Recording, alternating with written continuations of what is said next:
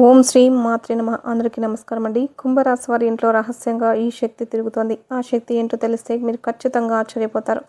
మీ గుండె జల్లు మనడం ఖాయం. ఆ శక్తి ప్రవేశించడానికి కారణం కూడా మీరే. మీరు చేసినటువంటి ఒకే ఒక పొరపాటు వలన ఆ శక్తి అనేది మీ ఇంట్లోకి ప్రవేశించడం అనేది జరిగింది. మరి అది దైవశక్తా లేకపోతే దుష్టశక్త అనేటటువంటి విషయం ఈ వీడియోని మీరు పూర్తిగా ఇక్కడ స్కిప్ చేయకుండా చివరి వరకు వింటే మొత్తం అర్థమవుతుంది. అలాగే ఈ వీడియో చూసే ముందు ఓం నమః శివాయ అని కామెంట్ చేయండి. నిజంగా అదృష్టం ఉంటేనే ఈ వీడియో మీ కంట అనేది పడుతుంది. మీ వీడియో వినడం వల్ల మీ జీవితానికి సంబంధించినటువంటి చాలా రకాలైనటువంటి విలువైన సమాచారం అనేది అందుతుంది. కాబట్టి ఈ వీడియోని కుంభరాశి వారు పూర్తిగా చివరి వరకు విని ఒక లైక్ ఇచ్చి సపోర్ట్ చేయండి.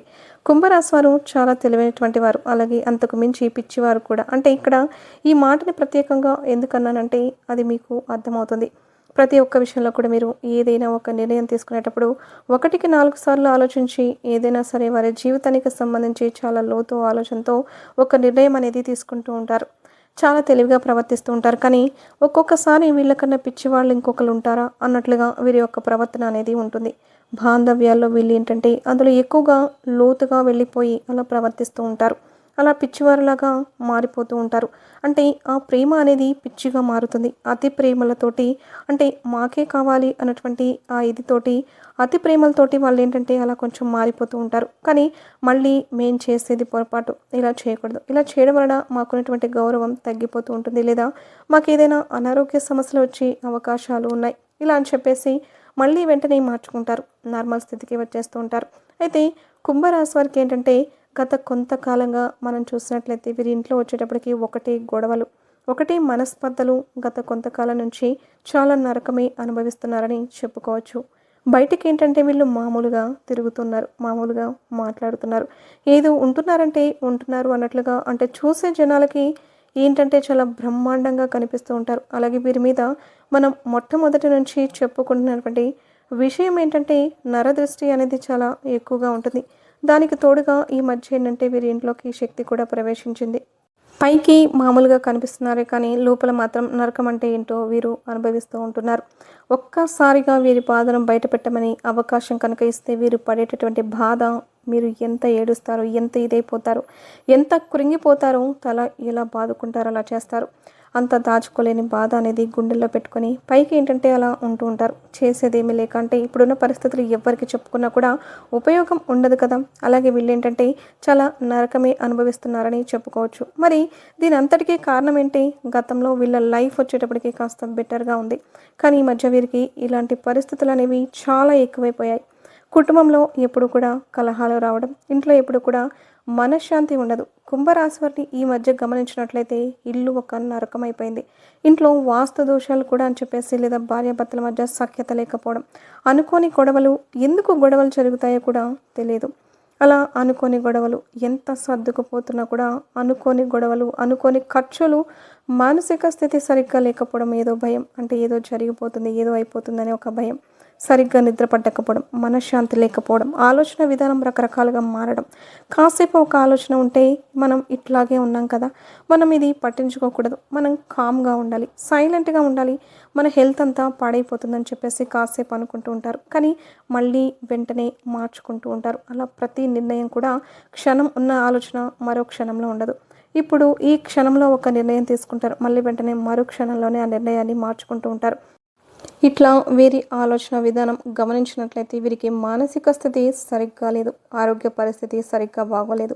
ఇలా ఎప్పుడు కూడా హెల్త్ ప్రాబ్లమ్స్, ఎప్పుడు ఏదో ఒకటి గ్యాస్ ప్రాబ్లమ్స్ అని, కాళ్ళ నొప్పులు, తలనొప్పి, నిద్ర పట్టకపోవడం, రాత్రిపూట కంటి నిండా నిద్రపోయి వీళ్ళు ఎన్ని రోజులైందని చెప్పుకోవచ్చు. ఇలా చాలా రకాలైనటువంటి బాధలతో నరకం అనుభవిస్తున్నారు. కొంత ఈ మధ్య వీరికి సమస్యలన్నీ కూడా బాగా ఎక్కువైపోయాయి.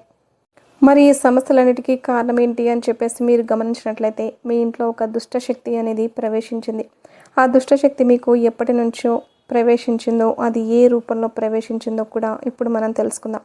ఆ దుష్టశక్తి ఎప్పుడైతే ప్రవేశించిందో అప్పటి నుంచి మీకు ప్రశాంతంగా ఉన్నటువంటి వాతావరణంలో చిన్నగా మార్పులు చేర్పులు, నిదానంగా రోజుల్లో, అలా వారాల్లో, నెలలు గడిచే కొద్దీ అలా ఏంటంటే వీరి పరిస్థితి, ఆ సమస్య అనేది చాలా ఎక్కువైపోయింది. ఆ దుష్టశక్తి ప్రవేశించిన దగ్గర నుంచి వీరికి నిదానంగా రోజు రోజుకి వీరికి సమస్యలు అనేవి అలా ఎంటర్ అయి పెరిగిపోతున్నాయి. ఏ సమస్యలకైనా పరిష్కారాలు అనేవి ఉంటాయి, కానీ ఇప్పుడు ఈ కుంభరాశి వారికి వచ్చేటటువంటి సమస్యలకి పరిష్కారాలు అనేవి దొరకట్లేదు. అంటే ఏదైనా ఆలోచించుకున్నా, అది కాకపోతే ఇది చేద్దాం అని అనుకోవడానికి లేకుండా ఆ సమస్యలకి పరిష్కారాలు లేని ప్రశ్నల్లాగా మిగిలిపోతున్నాయి.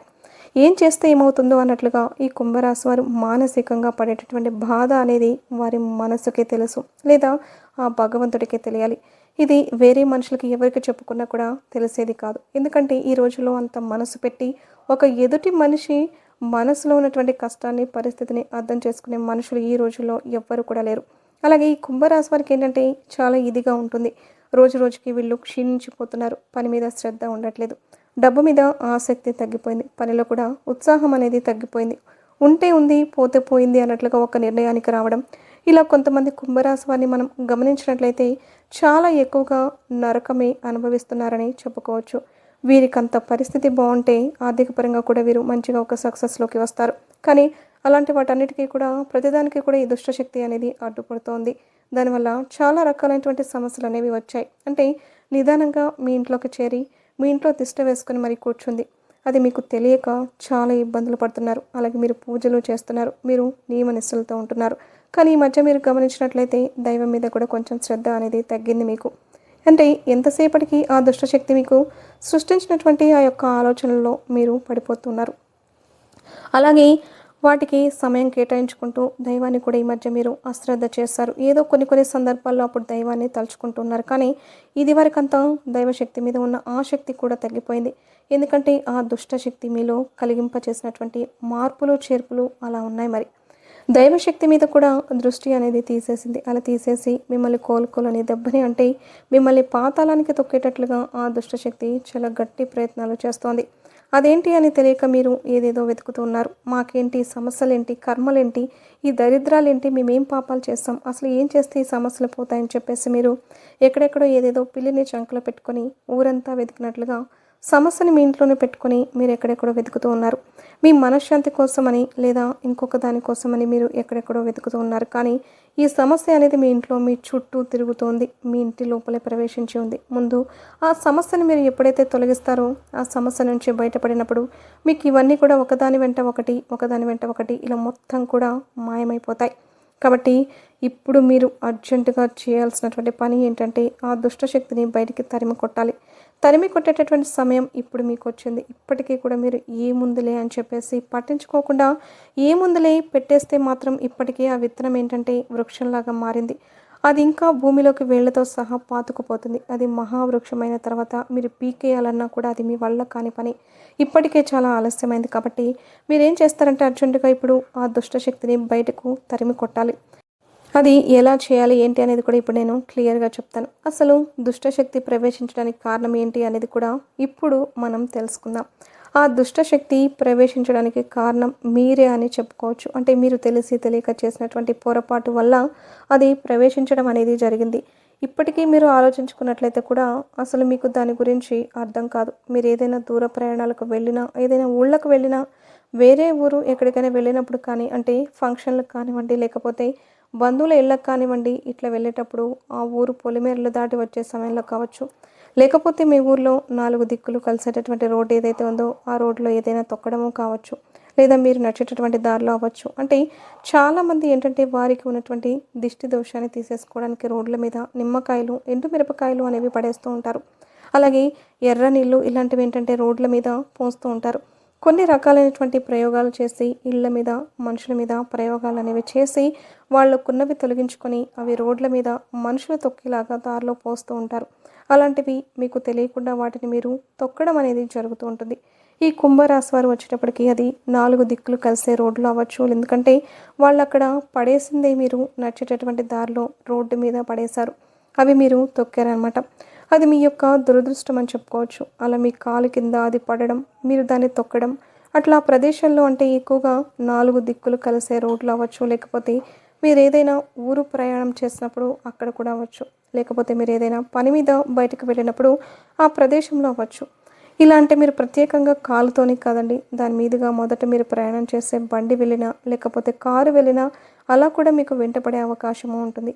లేదా మీరు కాళ్ళు నడకన వెళ్ళినప్పుడు ఆ కాళ్ళ వెంట వచ్చే అవకాశము ఉంటుంది. అలా మీరు తొక్కడం అనేది జరిగింది. అది తొక్కిన తర్వాత మీరు ఏంటంటే డైరెక్ట్గా ఇంట్లోకి వచ్చేసారు. అంటే కాళ్ళు చేతులు కడుక్కోకుండా వచ్చేసారు. అక్కడ కూడా మీకు ఎక్కువగా మైనస్ పాయింట్ అనేది జరిగింది. కాళ్ళు కడుక్కొని వస్తే సమస్య కనీసం 60-70% అయినా తగ్గేది. కానీ మీరేంటంటే ఏముందిలే అని చెప్పేసి కాళ్ళకి మనకి చెప్పులు ఉంటున్నాయి కదా, షూస్ ఉంటున్నాయి కదా అన్న ఉద్దేశంతో మీరేంటంటే నార్మల్గా కాళ్ళు కడుక్కోకుండా లోపలికి వచ్చేసారు. అలాగా మీ కాలు వెంట ఏంటంటే ఆ సమస్య మీ ఇంట్లోకి ప్రవేశించడం అనేది జరిగింది. అంటే ఆ దుష్టశక్తి ఏదైతే ఉందో అది మీ ఇంట్లోకి ప్రవేశించింది.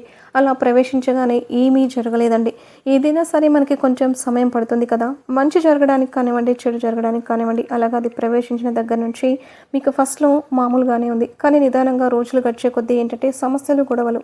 అప్పటిదాకా ప్రశాంతంగా ఉన్న ఇంట్లో మనశ్శాంతి లేకపోవడం, భార్యాభర్తల మధ్య ఒకటే గొడవలు, పచ్చగడ్డి వేస్తే భగ్గుమనడం, లేదా ఇరుగు పొరుగు వాళ్ళు కానీ, అత్తలు అవ్వచ్చు, తోటి కోడళ్ళు కూడా అవ్వచ్చు, ఆడపడుచులు అవ్వచ్చు, ఇట్లా ఒకరి మీద ఒకరికి చాడీలు చెప్పడం, మీకు మనశ్శాంతి లేకుండా చేయడం అవ్వచ్చు. ఇలా అవమానాలు, నిందలు వీటన్నిటికీ కారణం ఏంటంటే ఆ దుష్టశక్తి అనమాట. అలా మీకు చేయాల్సినటువంటిది ఏదైతే చెడు ఉంటుందో అది మొత్తం కూడా మీ మీద చేసేస్తుంది. అది మీకు తెలియక చాలా బాధలు, కష్టాలు పడ్డారు. అంటే మీరు అప్పుడప్పుడు ఇంట్లో పూజలు చేస్తున్నారు, అవి ఇవి చేస్తున్నారు, కానీ అవి సరిపోవట్లేదు. ఆ దుష్టశక్తి మీ ఇంట్లో నుంచి వెళ్ళట్లేదు. అంటే అది బలంగా పాతుకుపోయింది. అలాగే దాని బలం అనేది చాలా ఎక్కువైపోయింది. అక్కడికి దైవశక్తి మీకు తోడుగా ఉండి చాలా వరకు కూడా మిమ్మల్ని కాపాడిందని చెప్పుకోవచ్చు. ఎక్కడికక్కడ దైవశక్తి మిమ్మల్ని ఎప్పుడు కూడా కాపాడుతూ వచ్చింది. లేకపోతే అసలు మీరు ఈ మాత్రం మనుషులైనా కూడా ఉండగలిగేవారు కాదు. ఇంకా చాలా గట్టి దెబ్బ తినాల్సినటువంటి మనుషులు మీరు. ఈ మధ్య మీరు కొన్ని ప్రమాదాల నుంచి త్రుటిలో తప్పించుకున్నారు. కాస్త అనారోగ్య పరిస్థితులు ఎక్కువగా ఉన్నప్పటికీ కూడా కాస్త ఉపశమనం అనేది దొరుకుతోంది. చాలా వరకు కూడా మానసిక పరిస్థితి ఇబ్బంది పెడుతున్నా కూడా కాస్త కంట్రోల్లోకి రావడం, ఇలాంటివన్నీ కూడా ఆ దైవశక్తి కూడా మీకు తోడుగా ఉందనే చెప్పుకోవచ్చు. అటు దుష్టశక్తి మిమ్మల్ని వెంటపడుతున్నా కూడా దైవశక్తి ఎక్కడికక్కడ మిమ్మల్ని కాపాడుకుంటూ వస్తోంది. ఎందుకంటే మీరు చేస్తున్న మీ యొక్క మంచి మనస్తత్వం వల్ల, మీరు పూర్వజన్మలో చేసుకున్న పుణ్యం వల్ల, దేవుడికి మీరు చేసే పూజల వల్ల ఆ దైవశక్తి మిమ్మల్ని ఎక్కడికక్కడ కాపాడుకుంటూ వస్తోంది. కానీ ఆ దైవశక్తి పూర్తిగా మీకు ఇంకా రావాలి అని అంటే ముందు ఆ యొక్క దుష్టశక్తి మీ ఇంట్లో ఏదైతే తిరుగుతుందో దాన్ని మీరు అర్జెంటుగా బయటకు పంపించేసేయాలి. ఎందుకంటే దైవశక్తి, దుష్టశక్తి రెండు కూడా ఒక చోటే ఉండలేవు. ఆ చెడును మీరు పూర్తిగా తరిమి కొట్టినప్పుడే మీకు ఈ సమస్యలన్నీ కూడా తొలగిపోతాయి. అప్పుడే దైవం మిమ్మల్ని కాపాడుతుంది. కానీ మీ నుంచి అంటే ఆ దుష్టశక్తిని బయటికి పంపించేసేయడానికి కూడా ఆ దైవమే మీకు సహాయం చేస్తుంది. ఇలా ఎవరో ఒకరు అంటే మాట రూపంలో అవ్వచ్చు, లేకపోతే ఏదో ఒక రూపంలో అవ్వచ్చు, ఇలా మీ చెవిన పడడం అనేది జరుగుతుంది. ఆ దుష్టశక్తిని మీరు వెంటనే బయటికి పంపించేసేయాలి అని అంటే ఇక్కడ మీరు చేయాల్సినటువంటి ఒక చిన్న పరిహారం అనేది ఉంది.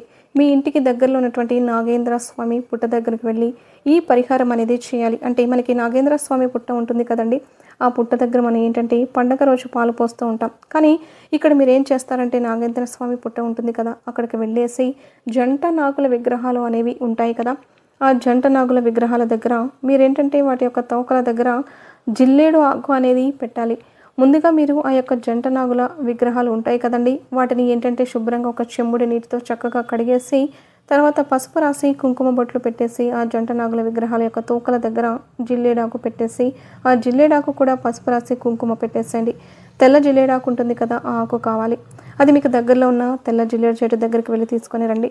అలా తెచ్చి జంట నాగుల తోకల దగ్గర పెట్టాలి. అలా వాటికి చక్కగా పసుపు రాసి కుంకుమ బొట్లు పెట్టేసి పూలు పెట్టేసి అక్కడ దీపం వెలిగించాలి. అలా దీపం వెలిగించేసి 2 అరటి పండ్లు కానీ ఒక చిన్న బెల్లం ముక్కను కానీ నైవేద్యంగా పెట్టాలి. ఇంకా మీకు కుదిరితే పాలతో కూడా చక్కగా మీరేంటంటే ఆ పుట్ట దగ్గర పాలతో అభిషేకం కూడా చేయండి. ఆ జంట నాగుల విగ్రహానికి పాలతో అభిషేకం చేయవచ్చు, లేదా పుట్ట దగ్గర పాలు పోయవచ్చు. ఇలా ఈ జంట నాగుల విగ్రహం దగ్గర ఈ పరిహారం అనేది చేయాలి. ఆ జంట నాగుల విగ్రహం దగ్గర మీరు తప్పనిసరిగా దీపం అనేది వెలిగించాలి. వాటి చుట్టూ 11 సార్లు ప్రదక్షిణలు చేయాలి. ఇలా మీరు ఎన్ని వారాలు చేయాలంటే 4 ఆదివారాలు చేయాలి. ఇలా 4 ఆదివారాలు గట్టిగా చేయాల్సి ఉంటుంది. ఇలా చేస్తే మీ ఇంట్లోకి ఏదైతే ప్రవేశించిందో ఆ దుష్టశక్తి అనేది పూర్తిగా తొలగిపోతుంది. దానివల్ల మీకు ఎన్నో రకాలైనటువంటి సమస్యలతో బాధపడ్డారు కదా, ఇప్పటి నుంచి ఆ సమస్యలకు తోడుగా మీ జాతకంలో సర్పదోషం అనేది కూడా ఖచ్చితంగా ఉంటుంది. దాని నుంచి కూడా మీరు బయటపడగలుగుతారు. అంటే సర్పదోషం వల్ల కూడా ఈ సమస్య అనేది ఇంకా ఎక్కువగా పెరుగుతుంది. ఈ నాగదోషం, సర్పదోషం వల్ల కూడా భార్యాభర్తల మధ్య సమస్యలు చాలా ఎక్కువైపోయి కొంతమంది విడిపోయే అవకాశాలు కూడా ఉంటాయి. ఇలా చాలా రకాలుగా మనుషుల ఆరోగ్య స్థితి, మానసిక స్థితి అన్నిటి మీద కూడా ఇది ప్రవేశించేటట్లుగా చేస్తుంది. కాబట్టి మీరు ఖచ్చితంగా ఏదో 4 ఆదివారాలు చేయాలి. అలాగే మధ్యలో ఏదైనా ఆడవాళ్ళకి నెలసరి అడ్డం వచ్చిందనుకోండి, ఆ వారం వాయిదా వేసేసుకొని మీరు తర్వాత వారాలు కంటిన్యూ చేసుకోవచ్చు. 4 ఆదివారాలు మాత్రం జంట నాగుల విగ్రహం దగ్గర మీరు దీపం తప్పనిసరిగా వెలిగించాలి. అలా వెలిగించేటప్పుడు ఏంటంటే మీ ఇంట్లోకి ఏదైతే దుష్టశక్తి ఉందో అది పూర్తిగా తొలగిపోతుంది. ఆ దుష్టశక్తిని తరిమివేయడానికి ఇప్పుడు మీకు ఆ దైవశక్తి అనేది సహాయం చేస్తుంది. కాబట్టి తప్పనిసరిగా మీరు ఈ చిన్న పని చేయండి. దీనికి కష్టపడాల్సిన పని లేదు, ఖర్చు చేయాల్సిన పని అంతకన్నా కూడా లేదు. ఇక్కడ మీరు చేయాల్సింది ఏంటంటే నమ్మకంతో, భక్తి శ్రద్ధలతో, నియమనిష్టలతో ఈ పరిహారాన్ని చేయాలి. మీరు ఈ పరిహారం చేసేటటువంటి రోజుల్లో ఏంటంటే భార్యాభర్తలు బ్రహ్మచర్యం పాటించాలి. నలుపు రంగు బట్టలు ధరించకూడదు, నాన్ వెజ్ అనేది తినకూడదు, వండకూడదు. ఇంటిని వాకిలిని శుద్ధి చేసుకుని మీరు ఈ నియమాలు అనేవి ఆచరించండి. అలాగే ఈ రోజుల్లో ఏంటంటే తలకి నూనె రాసుకోవడం ఇలాంటి పనులు అస్సలు చేయకూడదు. కొంచెం మీరు నియమ నిష్టలతో చేస్తే మీరు చేసేటటువంటి ఈ పనికి అది త్వరగా వెంటనే ఇంట్లో నుంచి జరిగిపోతుంది. అలాగే మీరు ఏదో ఒక పొరపాటుతో చేస్తే మాత్రం మీరు చేసేదానికి ఉపయోగం అనేది ఉండదు. కాబట్టి నియమ నిష్టలు అనేవి తప్పనిసరిగా పాటించాలి. నేను చెప్పిన విధంగా ఇలా చేయండి చాలు. తద్వారా మీ ఇంట్లో ఇప్పటికే పాతుకుపోయిన ఆ దుష్టశక్తిని పూర్తిగా మీరు బయటికి తరిమి వేసిన వాళ్ళు అవుతారు. ఆ దుష్టశక్తిని తరిమి వేయడానికి ఇప్పుడు మీకు ఆ దైవశక్తి అనేది సహాయం చేస్తుంది. కాబట్టి తప్పనిసరిగా మీరు ఈ చిన్న పని చేయండి. దీనికి కష్టపడాల్సిన పని లేదు, ఖర్చు చేయాల్సిన పని అంతకన్నా కూడా లేదు. ఇక్కడ మీరు చేయాల్సింది ఏంటంటే నమ్మకంతో, భక్తి శ్రద్ధలతో, నియమనిష్టలతో ఈ పరిహారాన్ని చేయాలి. మీరు ఈ పరిహారం చేసేటటువంటి రోజుల్లో ఏంటంటే భార్యాభర్తలు బ్రహ్మచర్యం పాటించాలి. నలుపు రంగు బట్టలు అస్సలు ధరించకూడదు, నాన్ వెజ్ అనేది తినకూడదు, వండకూడదు. ఇంటిని వాకిలిని శుద్ధి చేసుకుని మీరు ఈ నియమాలు అనేవి ఆచరించండి. అలాగే ఈ రోజుల్లో ఏంటంటే తలకి నూనె రాసుకోవడం ఇలాంటి పనులు అస్సలు చేయకూడదు. మరీ చెప్తున్నాను. కొంచెం మీరు నియమనిష్టలతో చేస్తే మీరు చేసేటటువంటి పనికి అది త్వరగా వెంటనే ఇంట్లో నుంచి వెళ్ళిపోతుంది. అలాగే మీరు ఏదో ఒక పొరపాటుతో చేస్తే మాత్రం మీరు చేసేదానికి ఉపయోగం అనేది ఉండదు. కాబట్టి నియమనిష్టలు అనేవి తప్పనిసరిగా పాటించాలి. నేను చెప్పిన విధంగా ఇలా చేయండి చాలు. తద్వారా మీ ఇంట్లో ఇప్పటికే పాతుకుపోయిన ఆ దుష్టశక్తిని పూర్తిగా మీరు బయటకు తరిమి వేసిన వాళ్ళు అవుతారు. ఆ దుష్టశక్తిని తరిమేయడానికి ఇప్పుడు మీకు ఆ దైవశక్తి అనేది సహాయం చేస్తుంది. కాబట్టి తప్పనిసరిగా నేను చెప్పిన ఈ చిన్న పనిని మీరు చేయండి. మీరు నమ్మినా నమ్మకపోయినా కూడా ఈ చిన్న పనిని చేయండి. నమ్మకపోయినా కూడా చేయడం వల్ల మీకు వచ్చిన నష్టమైతే ఏమీ లేదు కదా, మీకు అంత మంచి లాభమే జరుగుతుంది. కానీ నష్టమైతే లేదు కదా, ఇక్కడ మీకు నష్టపరిచేదైతే ఏమీ లేదు. మీరు గమనించుకోండి. ఈ మధ్య మీరు పడేటటువంటి నరకం ఏంటనేది మీకే తెలుస్తుంది. కాబట్టి దైవాన్ని తప్పక నమ్మాలి. దైవాన్ని నమ్మకపోతే మనకు బ్రతికే లేదు. కాబట్టి దైవం విషయంలో ఎప్పుడు కూడా అనుమానం అనేది పడకూడదు. అనుమానం అనేది పడితే మనం దైవాన్ని అవమానించినట్లు అవుతుంది. దైవం లేకపోతే ఈ భూమి మీద ఎవ్వరు కూడా ఉండరు. అలాగే మీరు గుడికి వెళ్ళే ముందు ఇంట్లో తప్పనిసరిగా దీపారాధన చేయాలి. కాబట్టి తప్పకుండా నేను చెప్పిన విధంగా ఈ పరిహారాన్ని పాటించండి. ఇలా చేసి మీ యొక్క అన్ని సమస్యల నుంచి బయటపడండి. అర్థమైంది కదండి. ఇంత విలువైనటువంటి సమాచారాన్ని ఆ దైవం రూపంలో ఇవాల్టి రోజున మీకు తెలియజేసినందుకు వీడియోకి ఒక చిన్న లైక్ ఇచ్చి సపోర్ట్ చేయండి. దైవాన్ని మీరు మనస్ఫూర్తిగా నమ్మి మీరు చేసిన వారైతే ఇంకా తండ్రి మీకు సహాయం చేయాలి అనుకుంటే తప్పకుండా మీరు వీడియోకి ఒక లైక్ ఇస్తారు. మీరు ఇచ్చేటటువంటి లైక్ వలన వీడియో మరికొంతమంది కుంభరాశి మిత్రులకు చేరి పాపం వారు కూడా ఈ విషయాన్ని తెలుసుకొని ఈ యొక్క పరిహారాలను పాటిస్తారు. ఈ వీడియో కనుక మీకు నచ్చినట్లయితే ప్లీజ్ లైక్ చేసి మీ ఫ్రెండ్స్కి షేర్ చేయండి. అలాగే మా కొత్త వీడియోస్ మీకు వెంటనే చేరాలంటే మా ఛానల్ని సబ్స్క్రైబ్ చేసుకుని పక్కన ఉన్నటువంటి బెల్ ఐకాన్ని ప్రెస్ చేసి ఓం నమః శివాయ అని కామెంట్ చేయడం మాత్రం అస్సలు మర్చిపోవద్దు.